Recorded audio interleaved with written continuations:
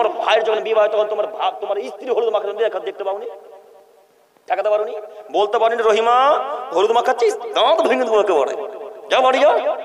একজন নারী যদি আরেকজন নারীকে এইভাবে টাচ করতে না পারে, তাহলে বিবাহের পূর্বে একজন ভাবি বা একজন দেওরকে কিভাবে হলুদ মাখাতে পারে? এবার আমরা চলে আসি হলুদ মাখামাখি, তাই না? সোলমারির মানুষ হলুদ মাখে কি বিবাহের দিন? বিবাহের দিন কেন? বিবাহের 2 দিন আগে থেকে হলুদ মাখামাখি হয়।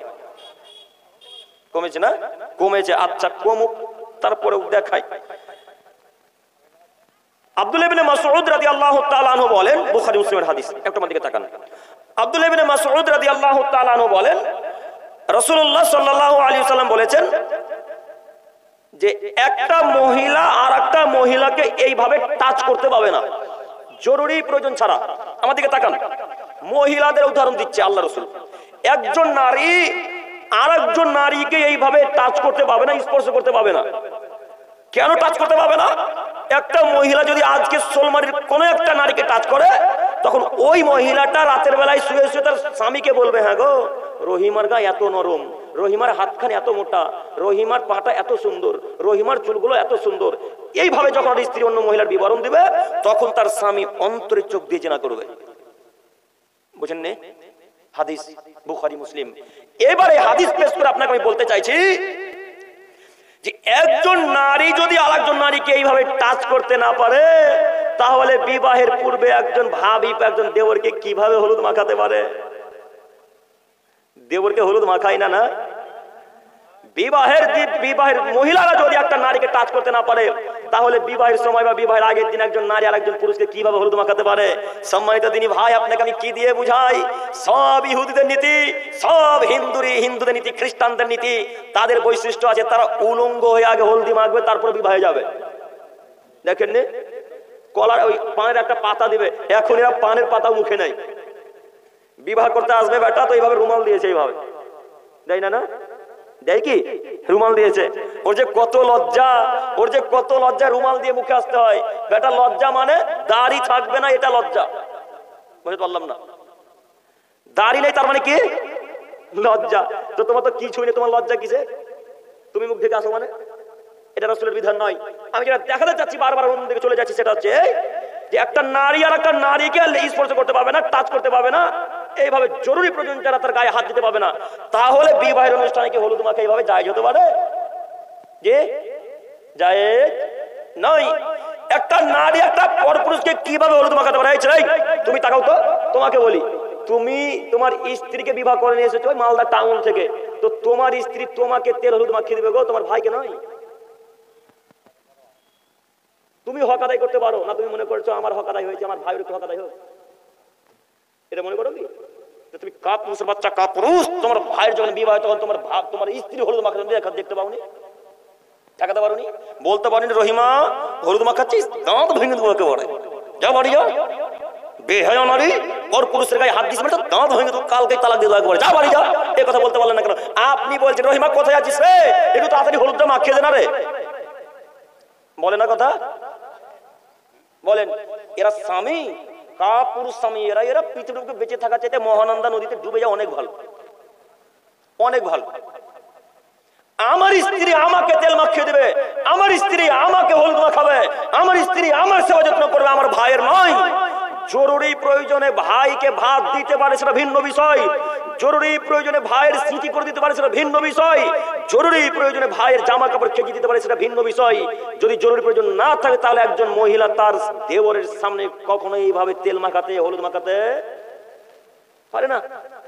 কিভাবে আপনাদের পরিবারে চলে আমরা বুঝতে পারি না, কেন চলবে? সম্মানিত তিনি ভাই, এবার যুবক হয়তো একটা প্রশ্ন করবে আমাকে যে আব্দুল করিম ভাই, তাহলে কি আমরা হলুদ একেবারে বিবাহে মাখতেই পাবো না? মাখতে পারো। এই ছেলে তুমি তাকাও, তুমি হলুদ মাখো। যদি তোমাকে হলুদ মাখতে হয়, তাহলে তোমার মা মাখাবে। কে মাখাবে? মা মাখাবে। হয়তো তুমি এখন বলবে আব্দুল করিম মা মাখাবে কেন, লজ্জা লজ্জা লাগে। তো বৌদি ভাবি মাখালে লজ্জা লজ্জা লাগে না? না, কি হিসাবে তুমি বলতে পারো যে মা মাকে লজ্জা লাগে? দেখো তোমাকে দেখাচ্ছি, হলুদ যদি মাখায় লাগে তাহলে তোমার মা মাখাবে, হলুদ যদি মাখায় লাগে তাহলে তোমার নিজের দিদি, তোমার নিজের বোন মাখাবে, তোমার চাচাতো বোন খালাতো বোন মাখাবে না। মনে থাকবে ইনশাল্লাহ, নিজের দিদি আর নিজের বোন মাখাবে, চাচাতো বোন খালাতো বোন মাখাবে না। হলুদ যদি মাখতে হয় তাহলে তোমার চাচি মাখাবে, হলুদ যদি মাখতে হয় তাহলে তোমার নিজের নানি মাখাবে, হলুদ যদি মাখতে হয় তাহলে তোমার নিজের মা, তোমার নিজের খালা, নিজের বোন, নিজের ফুফু মাখাবে। এই ছাড়া পৃথিবীতে এমন কোন মহিলা নেই যে ওই যুবককে হলুদ মাখাতে পারে। এই ছাড়া পৃথিবীতে এমন কোন যুবক নেই, মহিলা নেই যে যুবককে হলুদ মাখাতে পারে। অতএব আপনাদের আমি অনুরোধ করে বলে যাচ্ছি, হলুদ মাখতে হবে বিবাহ এটা শর্ত নয়, হলুদ মাখতে হবে বিবাহ এটা শর্ত নয়, হলুদ না মাখলেও বিবাহ হয়। এখন যদি মনে করেন হলুদ না মাখলে একটু মানাচ্ছে না, তখন হলুদ মাখেন, সেটা জায়েজ। আমরা বলছি না যে হলুদ মাখা হারাম, একবার বলেছি কি হলুদ মাখা হারাম? একবার বলেছি হলুদ মাখা হারাম নয়, তবে হলুদ মাখার ওই নীতিটা হারাম। যে নীতিটা আপনাকে আপনার ভাবি হলুদ মাখাচ্ছে, নীতিটা কি হারাম, এই নীতি চলবে না।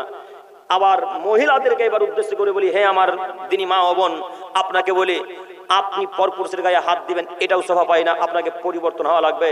সম্মানিত মুরব্বী সাহেব, সম্মানিত যুবক ভাই, আমি আপনাদের উদ্দেশ্যে যে বিবাহ সম্পর্কে বক্তব্য রাখতে গিয়ে বলতে শুরু করেছি, সেটা হচ্ছে এই যে জিন্দেগিতে তুমি তোমার বউকে কাউকে দেখতে দেবে না। পারবে ইনশাল্লাহ? পারবেন ইনশাল্লাহ? যদি না পারেন আজ থেকে চেষ্টা করবেন। আমার বউ আমার অধিকার, আমার বউ আমার অধিকার, কেউ দেখতে পারে না। কথা বোঝা যায় না মনে হয়? কথা বোঝা যাচ্ছে। এবার তোমাকে দেখাচ্ছি, দেখো যুবক, তোমার 5টা বন্ধু, কটা বন্ধু?